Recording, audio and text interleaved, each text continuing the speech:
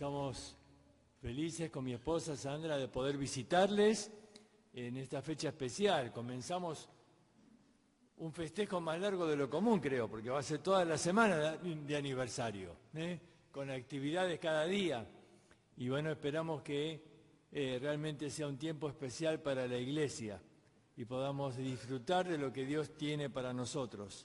Les agradecemos la invitación, la oportunidad de compartir con ustedes este tiempo.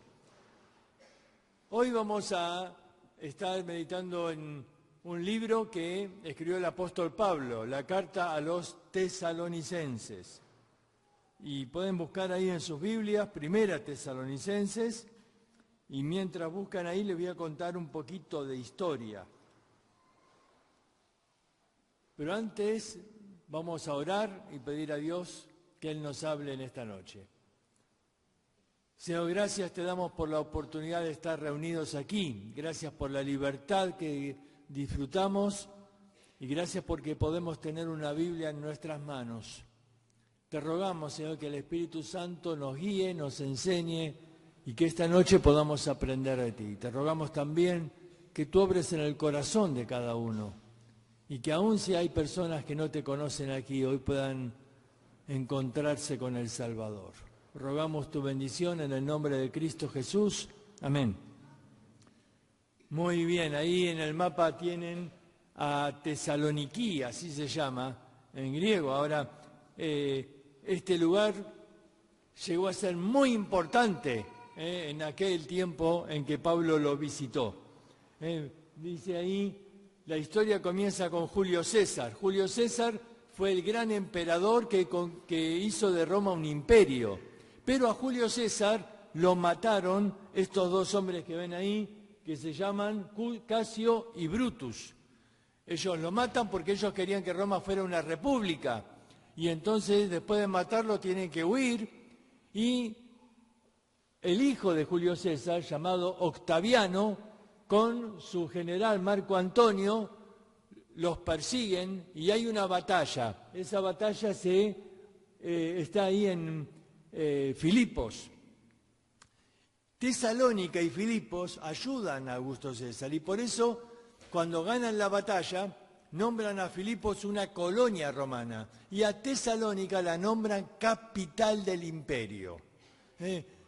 La segunda ciudad más grande de toda Grecia. La primera era Corinto, la segunda era Tesalónica, con una población en aquel tiempo de 200.000 personas más o menos. Una gran capital. Y ahí en Tesalónica había una estatua a Augusto César. Augusto César, que fue el emperador romano que extendió todo el imperio de Roma. Y la estatua decía así, tenía una inscripción que decía: al divino Augusto César, hijo de Dios, emperador del cielo y de la tierra, el benefactor y salvador del mundo entero, quien nos ha traído la paz. Ahora fíjense, ¿no?, qué difícil para Pablo entrar en un contexto donde si Pablo decía yo les vengo a hablar del Hijo de Dios, y la gente que creía, de Augusto César. No, de Jesús. Yo les vengo a hablar del Salvador del mundo. Pero ese es Augusto César, ¿ves? Ellos tenían ahí la estatua y la inscripción. No, es Jesús. Yo les vengo a hablar del que nos trajo la paz. Y ellos decían, ese es Augusto César. ¿Te das cuenta? En su cosmovisión, ellos pensaban que ese hombre era el Hijo de Dios, el Salvador que trajo la paz. Y Pablo venía con un mensaje muy diferente. Esto produjo un choque ahí cultural. Y Pablo tenía que traer el Evangelio en esa cultura. Él había visto la visión del varón macedonio que dijo, pasa a este lado y ayúdanos. Y realmente esta gran ciudad de Tesalónica necesitaba ayuda, porque era una ciudad tremendamente inmoral. Era una ciudad donde las tinieblas gobernaban. Y Pablo tenía que llegar ahí con el Evangelio. Entonces vamos a ver de esta ciudad y vamos a ver que ellos realmente querían honrar, claro, el imperio romano la hizo capital de toda esa región. Y ahí en Tesalónica fabricaban estas monedas, las monedas que usaban en todo el imperio, y ahí en esa moneda se llega a distinguir, dice César de un lado y del otro lado dice divino, divino. Ellos decían César es un ser divino, Augusto César es divino. Esto representa la cultura, lo que ellos creían. Y de pronto Pablo venía con un mensaje diferente. El verdadero Hijo de Dios es Jesús. Él es el único que es el Hijo de Dios que vino al mundo para salvarnos. Ahora, muy bien, vamos a ver de esta iglesia y vamos a ver algunas características. En primer lugar, esta es una iglesia ejemplar. En segundo lugar, vamos a ver que esta es una iglesia expectante. Y en tercer lugar, que esta es una iglesia expansiva. Todo esto está en el capítulo 1. Ese es el capítulo que vamos a estudiar en esta noche. En primer lugar, una iglesia ejemplar. Y vamos a leer ahí entonces en el capítulo 1, versículo 4.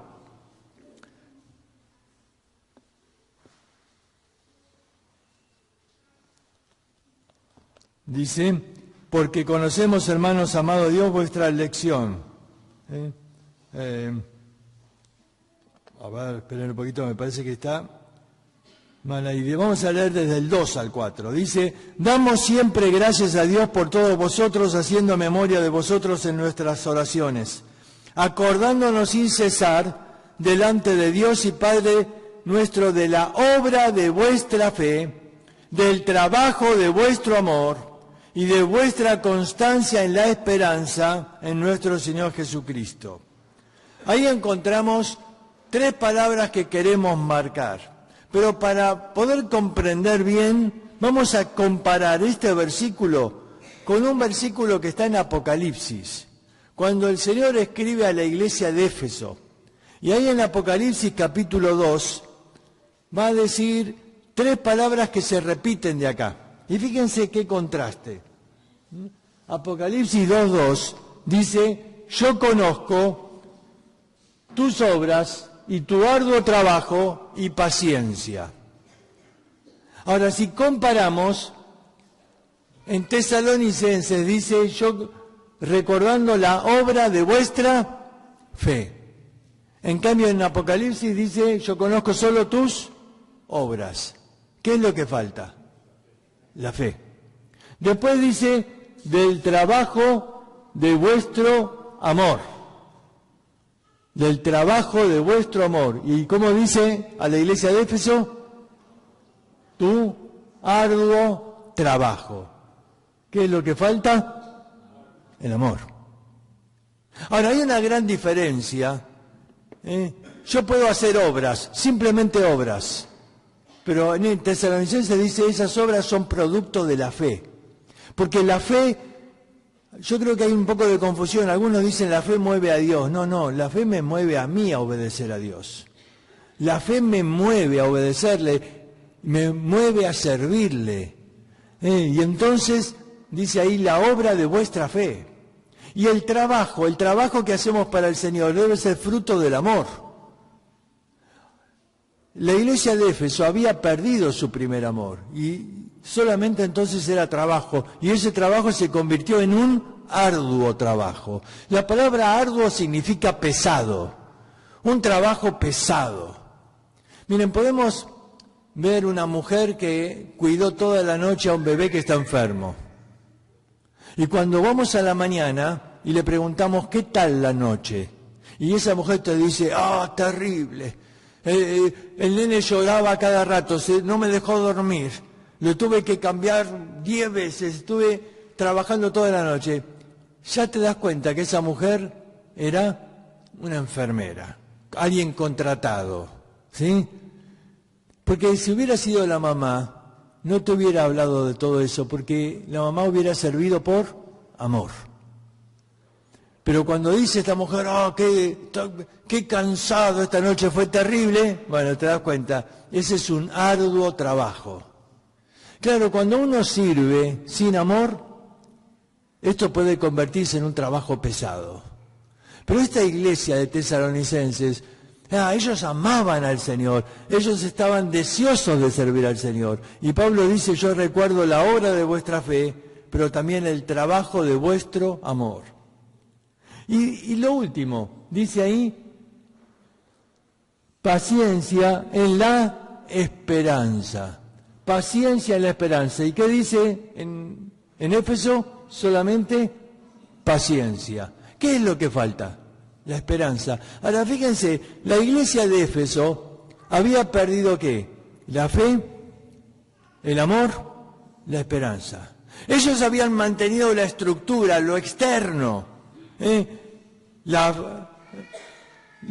Habían mantenido las obras, el trabajo y la paciencia. Sí, pero habían perdido la esencia. Habían perdido la fe, el amor, la esperanza. Y Pablo dice que en 1 Corintios 13, ¿no? Estas tres son las virtudes, la esencia del cristiano. La fe, la esperanza y el amor. Por eso esta es una iglesia ejemplar. Pero vamos a hacer otra comparación más. No con la iglesia de Éfeso, sino con lo que Pablo dice en el saludo de la segunda carta a los tesalonicenses. Y ahí vamos a comparar con 2 Tesalonicenses capítulo 2, versículos 3 y 4. Y fíjense ahora en esta comparación. En 2 Tesalonicenses nos dice, vuestra fe va creciendo. Y el amor de todos y cada uno de vosotros, ¿ahora qué? Abunda para con los demás. Y vuestra paciencia y fe aún permanecen en todas vuestras persecuciones. Ahora, ¿te das cuenta de estas virtudes que Pablo resalta en 1 Tesalonicenses 1? La fe, el amor y la esperanza. Ahora dice, están creciendo. La fe crece, el amor abunda y la paciencia, o la palabra ahí puede ser traducida perseverancia. La perseverancia aumenta aún en medio de las persecuciones que ustedes padecen. ¿Ves? El Señor quiere que nosotros mantengamos la fe, la esperanza y el amor, pero no solo eso, sino que crezcamos en estas cosas. Por eso esta fue una iglesia ejemplar, porque esta iglesia tenía la esencia, no solo la estructura, la apariencia, sino que habían permanecido fieles a Dios. Ahora fíjense qué más dice, versículo 6. Y vosotros vinisteis a ser imitadores de nosotros y del Señor, recibiendo la palabra en medio de gran tribulación, con gozo del Espíritu Santo, de tal manera que habéis sido ejemplo a todos los de Macedonia y Acaya que han creído. Dice, ustedes vinieron a ser imitadores, imitaron a Pablo. Ahora, la palabra ahí, imitadores, fíjense lo que Pablo dice de esta palabra. La palabra ejemplo, primero, es la palabra en griego tipo. Tipo. Nosotros usamos esta palabra, por ejemplo, antiguamente cuando había máquina de escribir, porque ahora con la computación no está, pero estaban los tipos, que eran las teclas que cuando uno apretaba, pegaba sobre la cinta, los de mi época se acuerdan, y dejaba impreso ahí la letra. ¿Ves? El tipo. Ahora,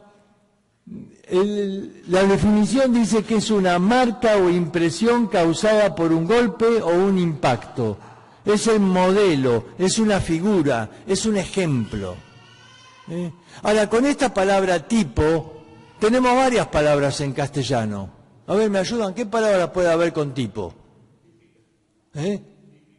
Típico, estereotipo, ¿y otra palabra? No sale, ¿no? A ver, tipología, muy bien, y tenemos esta palabra, mirá, prototipo. ¿Y qué es un prototipo? Mirá, en Japón dice que ya están haciendo un prototipo de un auto volador, ¿no? Va a ser útil, ¿no? Un prototipo de autos voladores. ¿Qué es el prototipo? Ese modelo se lo va a poner bajo presión, todas las pruebas tiene que pasar. No se va a fabricar en serie hasta que el prototipo pase todas las pruebas y sea realmente seguro. Seguro para después hacer en serie y poder vender. No podés vender algo si primero no lo probaste. Ese es el prototipo, es el modelo. Es el modelo. Y si el modelo pasa todas las pruebas, entonces después recién se reproduce. ¿Quién es nuestro prototipo? Bueno, Jesús. Jesús es nuestro prototipo. Jesús es el modelo y Él fue probado en todo, dice. Y fue victorioso en esa prueba. Por eso tenemos que imitarle a Él. Ahora Pablo dice, imítenme a mí, así como yo imito a Cristo. Imítenme a mí, así como yo imito a Cristo. ¿Por qué Pablo dice, imíteme a mí? ¿Acaso Pablo era un poco así orgulloso, agrandado, no? Dice, ustedes tienen que imitarme a mí. No. El concepto es otro.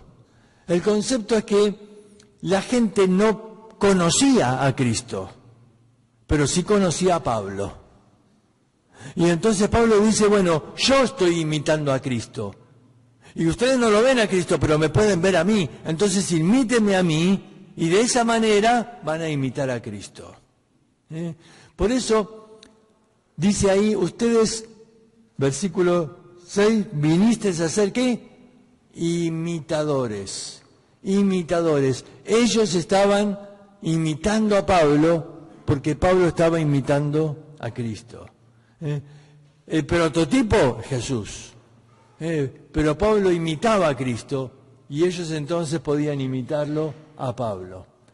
Ahora, Filipenses 1:7 dice, como me es justo sentir esto de todos vosotros, por cuantos tengo en el corazón y en mis prisiones, y en la defensa y confirmación del Evangelio, todos vosotros sois participantes conmigo de esta gracia.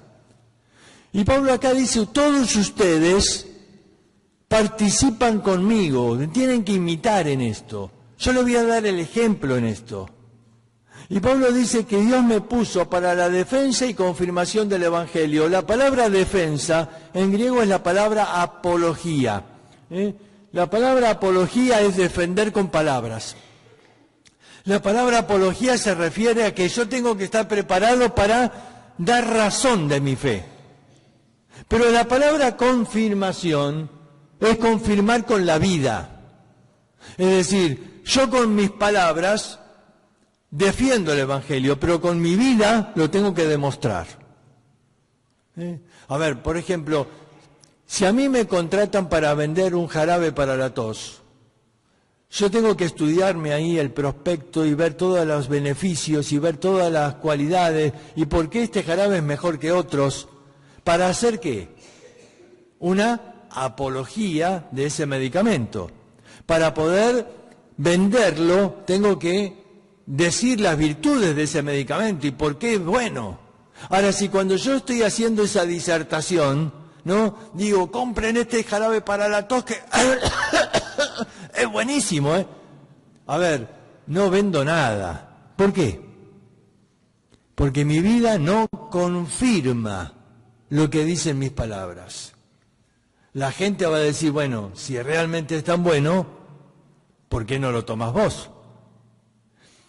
Dice Pablo, Dios me puso para la defensa y confirmación del Evangelio. ¿Qué significa? Dios me puso para que yo les haga una apología del Evangelio y les diga, el Evangelio funciona, el Evangelio transforma la vida, el Evangelio realmente es la buena noticia de que Cristo vino a morir por nosotros y que resucitó de los muertos y que Él puede transformar tu vida.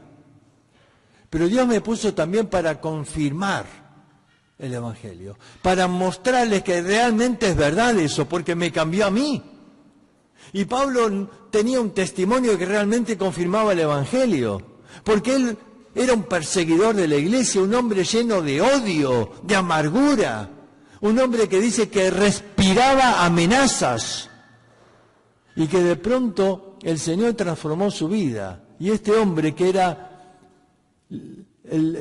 la muestra del odio y de la amargura se convirtió en el apóstol del amor, que sufrió por Cristo y que siguió predicando fielmente, ¿ves? Pablo dice, Dios me puso para la confirmación del Evangelio. El Evangelio funciona. ¿Por qué? Porque me transformó a mí. Y entonces Pablo estaba ahí en la cárcel en Filipos y podía cantar aún después de que lo habían azotado duramente. Y él podía alabar a Dios.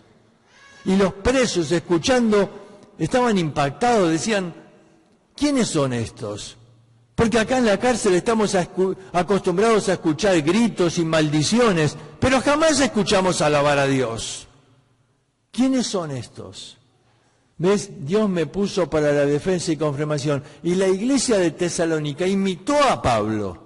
Y la iglesia de Tesalónica sufrió de una gran persecución. Y Pablo dice, aún en medio de la persecución, cuando escribe la segunda carta, dice, aún en medio de las persecuciones, ustedes fueron fieles, siguieron predicando el Evangelio, siguieron amando a Dios. ¿Por qué? Porque ellos estaban imitando a Pablo. Estaban ahí imitando la fe, el amor, la esperanza de Pablo. Así que bueno, seguimos.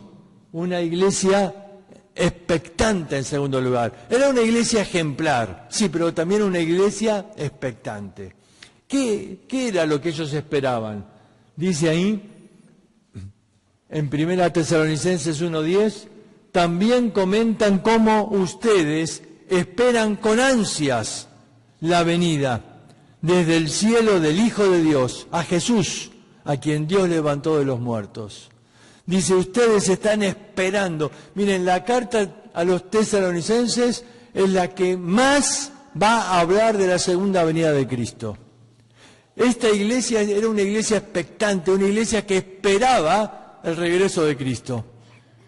Y nosotros tenemos que ser una iglesia expectante. Cristo viene pronto. Esa es la enseñanza que hay en la iglesia a los tesalonicenses. ¿Tú lo crees? En la carta a los Hebreos dice, tanto más cuanto veis que aquel día se acerca. Y yo veo que se acerca el día. Realmente uno puede ver cómo el mundo se está preparando. Vemos que el día se acerca. Bueno, la iglesia de los tesalonicenses era una iglesia que estaba expectante de la venida de Cristo. Ellos esperaban que Cristo venga en cualquier momento. Una iglesia expectante. Dice en el capítulo 5, versículo 2, vosotros sabéis perfectamente que el día del Señor vendrá, así como ladrón en la noche, porque todos vosotros sois hijos de luz e hijos del día. No somos de la noche y de las tinieblas. Por tanto, no durmamos como los demás, sino velemos y seamos sobrios, porque los que duermen, de noche duermen, y los que se embriagan, de noche se embriagan. Ahora, los tesalonicenses entendían bien lo que Pablo estaba diciendo acá. Porque les dije al principio, esta era una ciudad con mucha inmoralidad. ¿Saben? No se descubrió mucho en la arqueología, porque Tesalonicenses, la iglesia, la ciudad de Tesalónica, está edificada sobre la vieja ciudad. Entonces, si quieren excavar, tendrían que romper la ciudad nueva. Sin embargo, hace unos años, arreglando la terminal de micros, descubrieron ahí que ahí debajo había un lugar donde había baños de aguas termales. Pero descubrieron por los dibujos y por las cosas que encontraron ahí, que ese lugar era usado para algo más que baños. Que los hombres iban ahí en la noche para otro tipo de actividades. Y había una costumbre, había una banda de ladrones, se llamaban los cleptes. ¿Vieron el término? Este es un cleptómano, es decir, es alguien que roba porque tiene la adicción de robar. Bueno, los cleptes tenían la costumbre de visitar este lugar y robarle la ropa al hombre que estaba ahí en esa actividad, y entonces le robaban la ropa. Cuando llegaba la mañana, el hombre quería volver a su casa y de pronto estaba desnudo, no tenía ropa. y tenía que volver a su casa desnudo, y la gente lo veía correr desnudo por la calle, y todos se reían porque sabían dónde había estado. Y este hombre llegaba ahí avergonzado, ¿no?, a la casa. Fíjense lo que dice en Apocalipsis.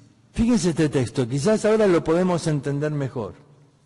Miren, dice Apocalipsis capítulo 16, versículo 15. He aquí yo vengo como ladrón. Bienaventurado el que vela y guarda sus ropas para que no ande desnudo y vean su vergüenza. ¿Ves? Bienaventurado el que vela y guarda sus ropas para que no anden desnudo y vean su vergüenza. Por eso, Pablo le dice a los tesalonicenses, velemos y seamos sobrios. Nosotros no somos de la noche. ¿Sabe qué está diciendo? Nosotros no somos los que utilizamos la noche para el pecado. Somos del día. A ver, esta es una figura que nos lleva a entender, nosotros estamos acá en el mundo con una misión. Este es nuestro momento de trabajar. Estamos en el día. Sí, el mundo está en la noche más oscura, pero la iglesia, este es el tiempo de nuestro trabajo al Señor. Y dice, velemos y seamos sobrios. Cuidado, dice, no sea que te roben la ropa y se vea la vergüenza. Dice, los que de noche ahí se embriagan, ¿no? Van ahí a querer disfrutar de lo que el pecado tiene para ofrecerles, pero después la vergüenza que trae el pecado. Siempre el pecado trae vergüenza a la vida.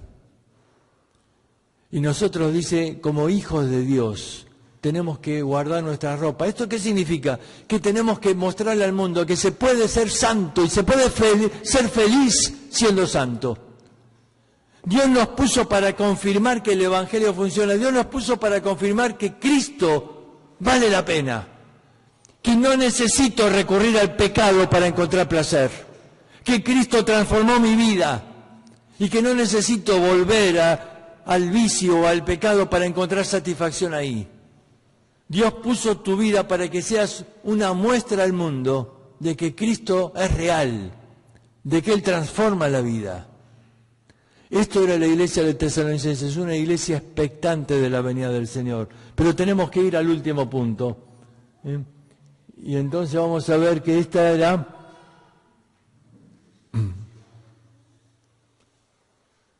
Bueno, ahí está, una iglesia expansiva. Una iglesia expansiva. Y miren ahí ese soldado con esa trompeta en su mano, ¿no? Porque esto tiene que ver con lo que vamos a ver ahora. Dice ahí en el versículo 8. Porque partiendo de vosotros ha sido divulgada la palabra del Señor, no solo en Macedonia y Acaya, sino que también en todo lugar vuestra fe en Dios se ha extendido, de modo que nosotros no tenemos necesidad de hablar nada. Yo quiero que presten atención a esta palabra divulgada, porque partiendo de vosotros, la palabra ha sido divulgada. Esta palabra en griego habla de, ha resonado como un eco. Y habla del sonido que producía esa trompeta que vimos ahí. Esa trompeta larga, a ver, lo más parecido que nosotros conocemos es la bubucela. ¿Se acuerdan ese mundial donde estaban esas trompetas? Bubucela, qué molesto, ¿no? Ese ruido. Bueno, pero estas trompetas no servían para la música, porque tienen un sonido, alguno lo describía como el barrido del elefante, ¿no? ¿Viste? Ese sonido estridente, ¿no? Pero ¿para qué se usaban estas trompetas? Ellos comunicaban ahí la victoria. Y era como un eco. ¿Por qué?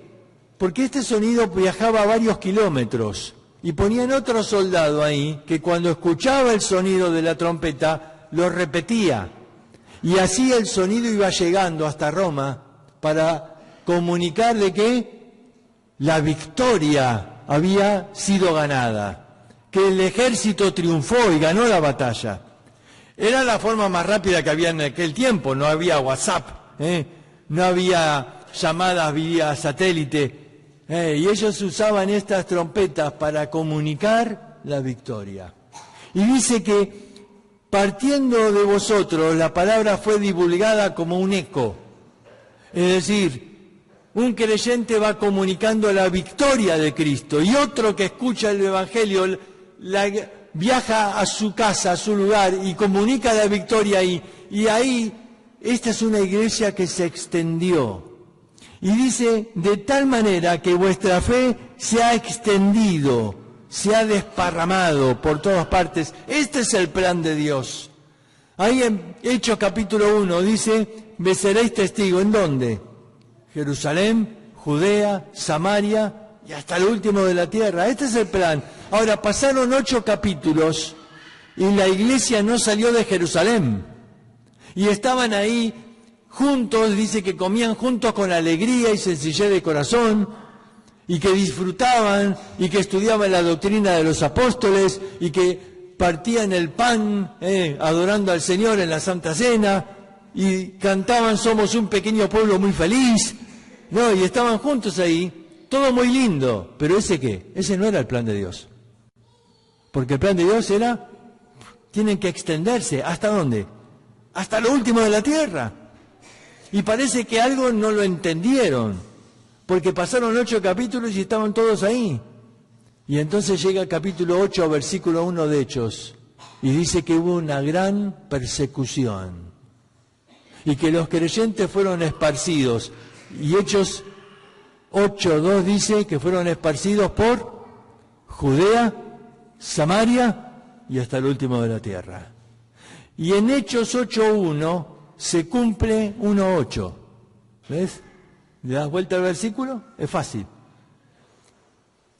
Dios usó la persecución para que su plan se lleve a cabo, que el Evangelio sea extendido hasta el fin de la tierra. Y los creyentes, dice en Hechos 8:2, que fueron perseguidos, iban por todas partes, dice, predicando el Evangelio. Iban por todas partes predicando, porque ese es el plan, que el Evangelio se extienda. ¿Ves? Es muy lindo reunirnos acá, porque acá aprendemos de la palabra de Dios, pero el plan es que el Evangelio se extienda y sigue ahí a Villa Pegüeña y llegue más allá. Y de pronto de ese lugar, los creyentes que escuchan el Evangelio ahí van a compartirlo y de pronto llega y puede trascender y puede cruzar la cordillera y puede seguir, porque ese es el plan, que el Evangelio se extienda, se extienda.